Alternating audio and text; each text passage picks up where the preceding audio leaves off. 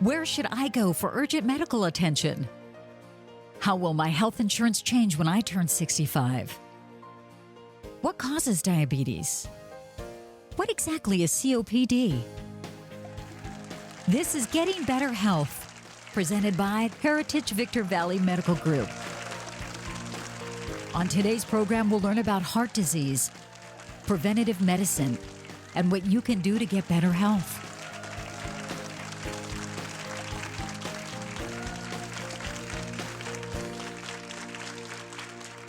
Hi, I'm Patty Daly Caruso. Welcome to Getting Better Health. Joining me this afternoon is Merlin Ahlberg, and Merlin is the Chief Operating Officer of Heritage Victor Valley Medical Group. Merlin, thank you so much for being here. Well, Patty, thank you so much for being here. We're so excited about this opportunity of sharing something with our community. Tell us about your company's mission and how it's represented in our series of programs. Heritage Victor Valley Medical Group is a medical group and an independent practice association of more than 40 primary care physicians here in our community, with over 200 specialists as well. So we actually provide the care year-round for thousands and thousands of people here in this community. What our mission is really about, though, is helping to have people have their best life possible and getting better health. So we could not be more excited about this entire series that's happening this season when it comes to some fantastic doctors that are going to be on this show talking about health issues, how to have better health, what to look for, signs and symptoms, and everything that it has to do with giving everybody their best life possible. So thanks so much for being part of it. Oh, thank you. So wonderful. And we do have wonderful, incredible doctors today and stimulating conversation. So please stay with us. Getting Better Health is brought to you by Heritage Victor Valley Medical Group. For more information, please visit hvvmg.com.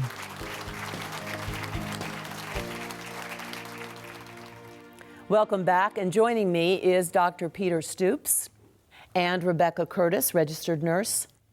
About 600,000 people die of heart disease in the United States every year. That's 1 in every 4 deaths attributed to heart disease. That makes heart disease the #1 cause of death in the United States. That number's actually gone down over the past couple of decades, since the 60s and 70s, where we were smoking more. We did not have the cholesterol tablets that we have now. We did not have the blood pressure medicines. Diabetes did not have the options that they have now. We've seen some improvement in those numbers, but it's still the #1 cause of death. And also what we've seen too is a real trend toward the younger people getting heart disease. There's studies out even in children in junior high coming out with high blood pressure and overweight issues, obesity and that kind of thing. Mm-hmm. So it's a cultural issue. Yeah, so what would we say is the definition of heart disease? When someone says heart disease, they're usually referring to atherosclerotic plaques that build up in the coronary arteries. But it's kind of a general term that can include some other things too, valve issues and that kind of thing. It's kind of an umbrella term. So that really needs to be defined when somebody's talking about that. What exactly are you referring to? And that's where education comes in so important. And so how does one determine what it is they're facing, what it is?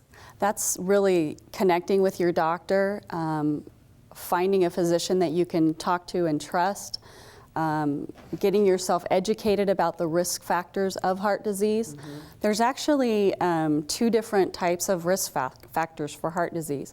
There's modifiable and non-modifiable.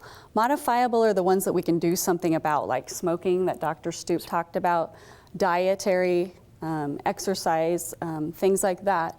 Non-modifiable are the things we're stuck with. Our family genetics, our age, even our race contributes to what our risk factors are for heart disease. And what are the coronary heart disease costs over a year's time? The cost to the public? The exact number I don't know, but it's going to be one of the leading causes of hospital expenses in the United States because it's the #1 cause of mortality in the United States. So a large number of hospital admissions every year are going to be seen due to coronary artery disease, and other forms of heart disease. Well, I'm reading that 935,000 Americans have a heart attack. That's a huge number. There's about 17 million people in the United States that are currently diagnosed with atherosclerotic heart disease. And about 15% of those patients, their initial presentation is death, sudden cardiac death. So they went out through their lives, they were unaware of the fact that they had the cardiac disease. They did not have the symptoms of cardiac disease, and their initial presentation, unfortunately, was death. That's so sad. Very sad, yeah. Something could be done about that if they had known about it ahead of time. There's a lot of different treatments that are available. But in some cases, the patients will not know about it until it's too late. Well, and knowing your blood pressure, that's... Right, definitely knowing your blood pressure is an easy one. A lot of people get to see what their blood pressure is even without going to the doctor's office. They can have it checked at a local pharmacy, or some people have blood pressure cuffs in their own homes that they can check and see how their blood pressure is doing. And there's a lot of different options right now as far as blood pressure control and what you can do for it. Some other numbers that you really should know is your LDL and HDL cholesterols. Check with your physician. What range does he want you in? Know your total cholesterol. Know what your triglycerides are. Gone are the days where, the doctor said and you did. It's a real partnership with you and your physician to take back some of that responsibility for your own health and accountability for knowing what those numbers are and going in and having those screenings done on a regular basis. And that's where Heritage is such a great resource. They are so well equipped and ready to give their patients good information so that they can weed through the stuff that is not good information. And you hit that on the head, absolutely. There's so much information, but we need to make sure that that's accurate. Yeah, exactly. Heritage offers classes for some of the risk factors, such as diabetes. So if someone's been diagnosed with diabetes, which is one of the risk factors for heart disease, they offer teaching and education and even group classes that can help those people to learn more about what their disease is. We are going to take a quick break, and we will be back with more information, and we'll take a look about what you can do proactively regarding heart disease.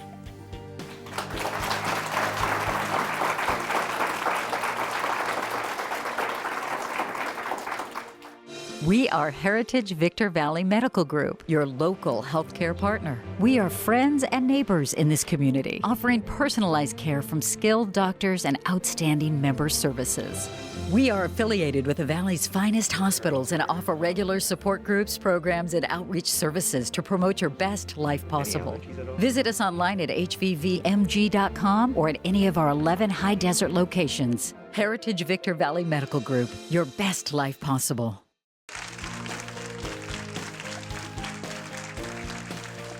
Welcome back. I'm Patty Daly Caruso with my guest, Dr. Peter Stoops, and Rebecca Curtis, and you are an RN. Such good information we've had. What can people do to become more proactive with regards to heart disease?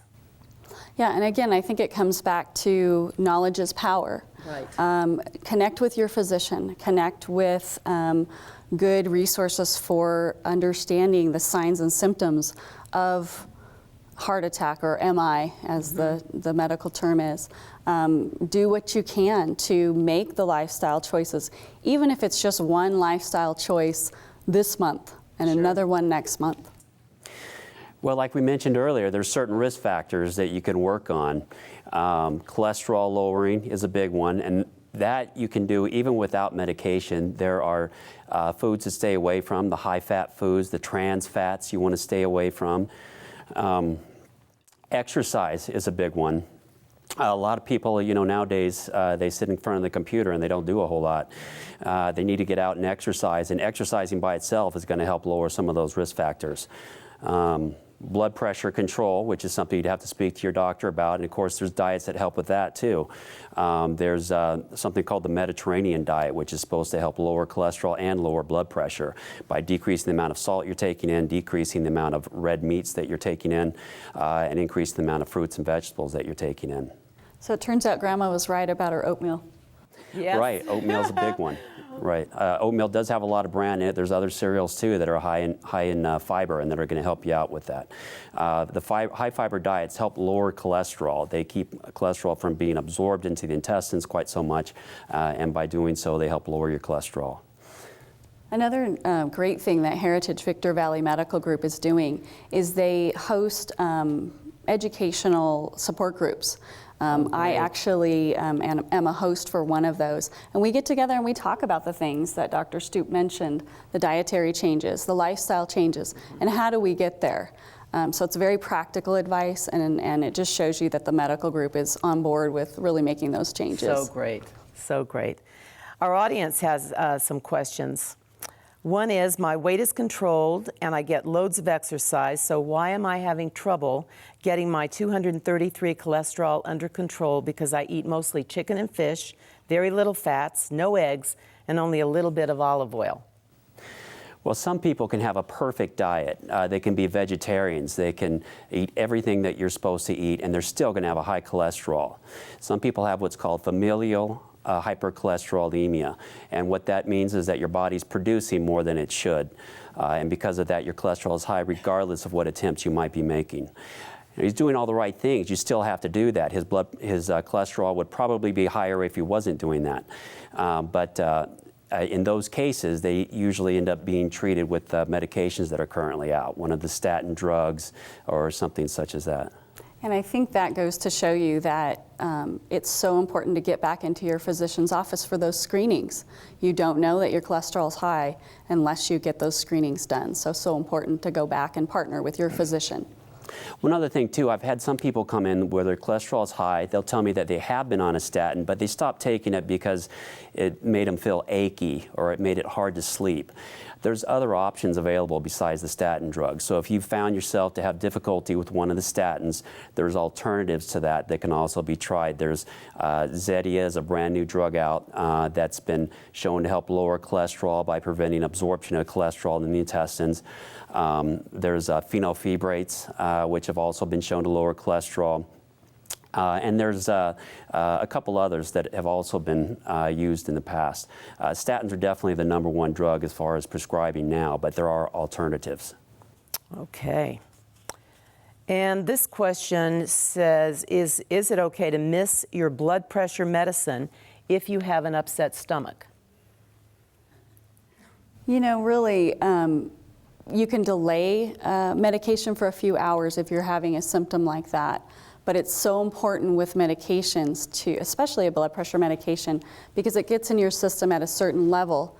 And if you miss the dose or do something like that, then you're really altering the blood levels of that. So is it okay to delay it a few hours if you have a condition like that? I would say yes, but make sure that you're not altering or modifying what your doctor has prescribed. Go back to him and make sure that you guys are both on the same page. I'd say also it depends on how high your blood pressure was before you started treatment. If your blood pressure was only mildly elevated, then sure, you're sick, you have an upset stomach, you can't keep the pill down if you take it. So going without that pill for a short period of time will be fine, because what you're trying to do with that blood pressure medicine is control long-term blood pressure numbers. Because in the long run, your blood pressure is going to cause more atherosclerosis in your arteries. But in the short run, just a couple of days while you're sick, if it's mildly elevated, no, that's not going to be a problem. There's one other consideration too, is what kind of blood pressure medicine you're taking. There are some blood pressure medicines that you cannot stop cold turkey. You have to taper down. This question says, how do you prevent high blood pressure? I think you prevent it with the same risk factors that we were talking about earlier. A biggie is your weight. A lot of people come in, they'll see me and they're overweight and their blood pressure is high. If they could just get their weight down a few pounds, that blood pressure would drop some, and depending on how high it is, it might drop to within the normal range. But weight loss is a big factor that you have control of to help lower your blood pressure. The other things we mentioned earlier, alcohol has an effect on your blood pressure. Large amounts of alcohol tend to increase your blood pressure. If you're having, if you're a man and you're having 3 or more alcoholic beverages each day, that's going to increase your blood pressure. On the other hand, small amounts of alcohol may actually improve your blood pressure. Most doctors don't recommend alcohol for improving blood pressure because they don't want anyone to get carried away with it. Another thing too is we talked about numbers earlier, and again, your blood pressure number is one of those that you should be able to recite, chapter and verse anytime that you're asked. So that's important to get it checked so that you know what your normal blood pressure is. I would like to thank our guests, Dr. Peter Stoops and Rebecca Curtis, RN, and we'll be back with more.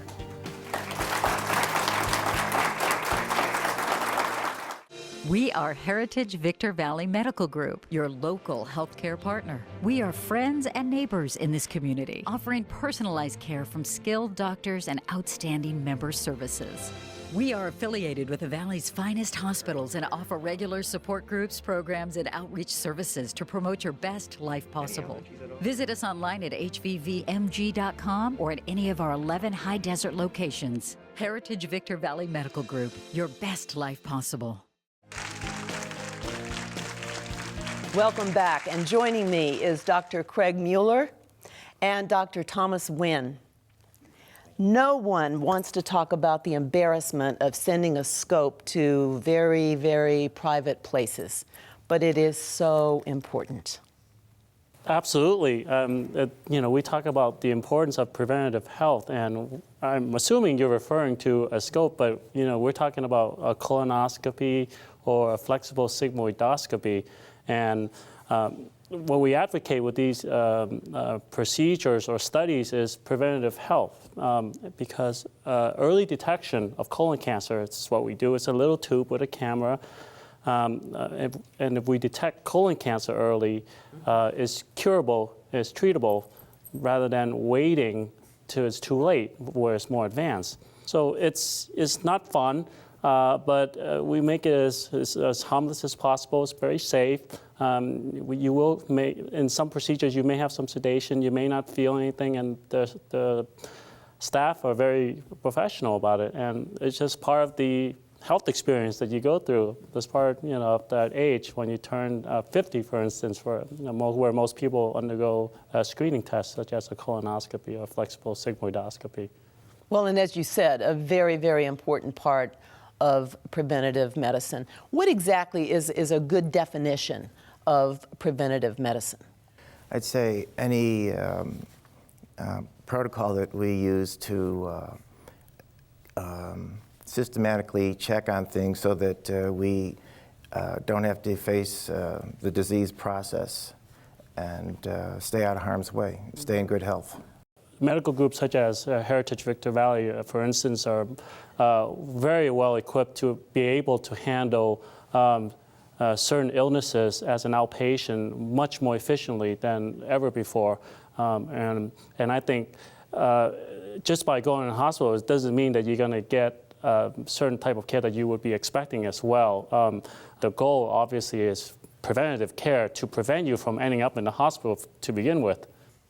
The changing of old habits contributes to preventative health, changing their eating habits and their exercise habits and those kinds of things might help them out. Well, absolutely. As a gastroenterologist, we always advocate on healthy diets. For instance, if you experience heartburn, you can reduce your symptoms by changing the way of your dietary habits.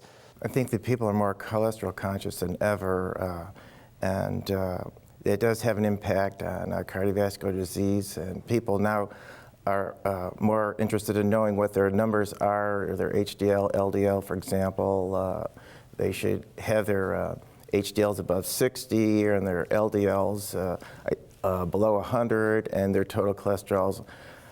I say everybody should shoot for 150, but 200 is it's allowed. But now when people know that, they know that if they stay in the safety range, they'll prolong their life more and less chance of a heart attack in the future. What I love is that so many people in my age group go, oh, I wish I'd been more proactive with preventative medicine because now I'm a grandma, but it's never too late. That's right. Absolutely. It's never too late to change your habits. And going back to one more thing that you were talking about, Dr. Mueller, about a high fiber diet, for instance, is generally recommended for several reasons, not only for cholesterols, but for your bowel regimens, reducing the incidence of bleeding from hemorrhoids, diverticulosis, and things like that as well. And it's been well documented in certain countries where they eat most fiber, their diet's high in fiber, their rate of polyps and colon cancer is actually much lower than a typical Western diet. So, there is some truth to a lot of that. We talk a lot about change of lifestyle, but what does it take for a person to truly hug that and want to do it? What does it take for them to take the big step?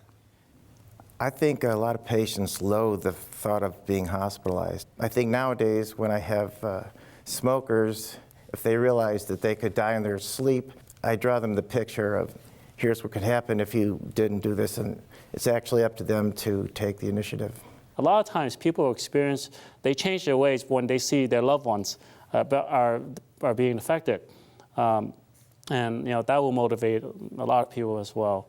When we return, we'll find out more and also what you can do with your own preventative medicine practices. Be right back.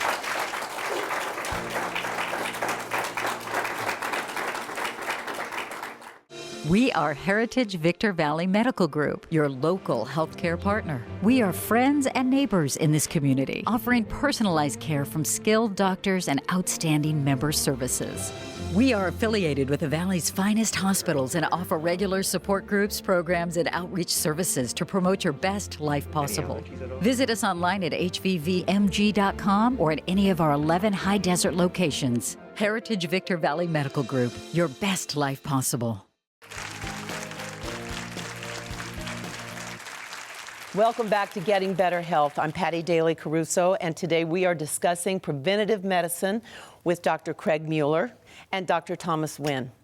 We're going to focus right now on what are the preventative practices that we can all practice, and also what role can Heritage Victor Valley Medical Group play in all of this. Let's talk a little about diet. Good. I have so many people wanting to know how do they put a little structure in their diet. And I think that we like our treats, but we need to focus on a high carb, moderate carbo, low fat diet to have the best of all worlds. And I think that used to be we'd eat what we want, and but now I think we'll find that too many foods have high protein, high fat, meat, cheese, eggs, etc. And now people should be steering more towards fish in their diet with moderation. I know there's concerns about mercury, etc., but they say small fish, tilapia, cod, salmon, mahi, hack. These are wonderful, and we're not talking about crab or shrimp. These sort of things should be part, let's say 2-3 times a week for dinner, and tuna a couple times a week, for lunch, alternating with cottage cheese, because there are very few foods that have high protein and no fat. In general, I tell patients they should be like, if they want to keep it right, 30 fats, 50 carbs, 100 proteins. They should have some guidelines and adhere to that the best they can. And then there's room for treats.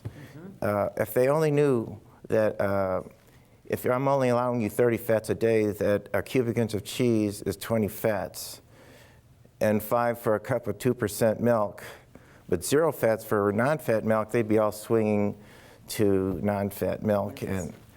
And eggs are 5 apiece, so you just do the math. And so I tell patients to read labels and to be more carb and fat gram conscious. And that way they'll have less concerns for cardiovascular disease. Yeah, I really like what you emphasize to patients, and I think overall it's very important for patients to take control of their lives and feel that they're in control, rather than feeling that they're the victims of certain health disease. They can change the things that they do. They can stop smoking. They can cut down their alcohol intake. If they're overweight, they can go out and be more active. They can change their diet and eat more healthy. And with that attitude, I think, it goes a long way in prevention of health and other disease. And I think one of the really nice aspects about the Heritage Victor Valley Medical Group is I'm not a primary care doctor, but I've seen plenty of the patients that are being referred to me, and they're pretty good about sending patients for their blood work, cholesterol screening, diabetic screening. I've seen all my patients with diabetes get their eye examined for a diabetic retinopathy. All those things are very important as preventative care as well.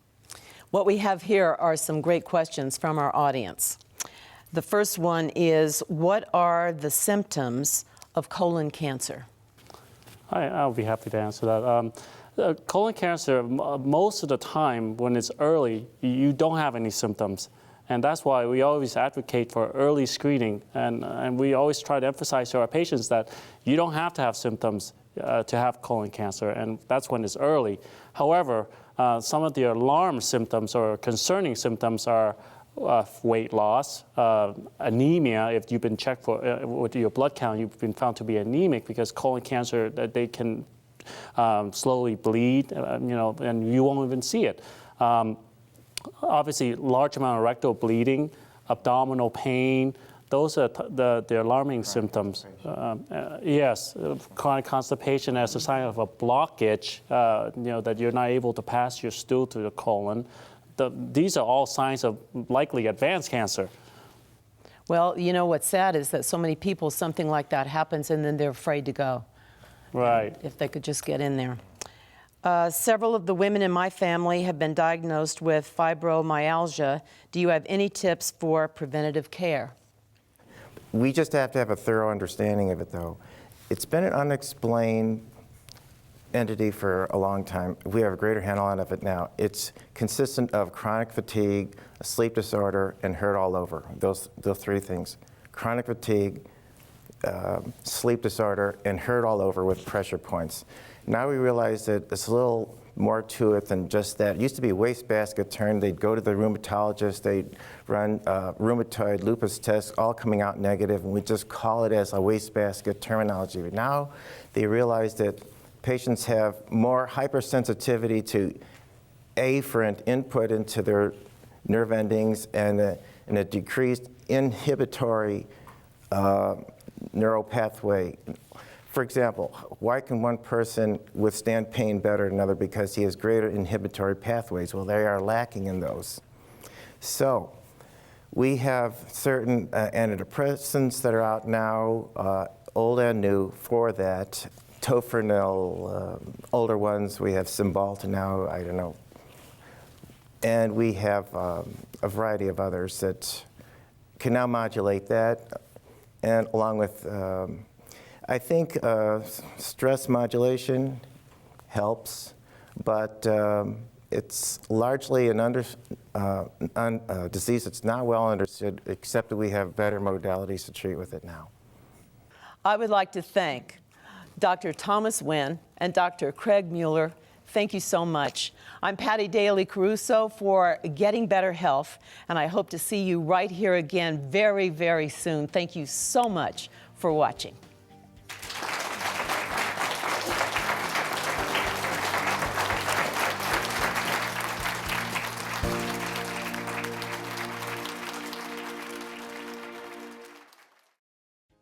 Getting Better Health is brought to you by Heritage Victor Valley Medical Group. Visit us online at hvvmg.com or call 760-245-4747. Heritage Victor Valley Medical Group, with offices in Victorville, has over 40 primary care physicians and 150 specialists, and is the only medical group that serves Victorville, Apple Valley, Hesperia, Barstow, Phelan, Adelanto, and Big Bear.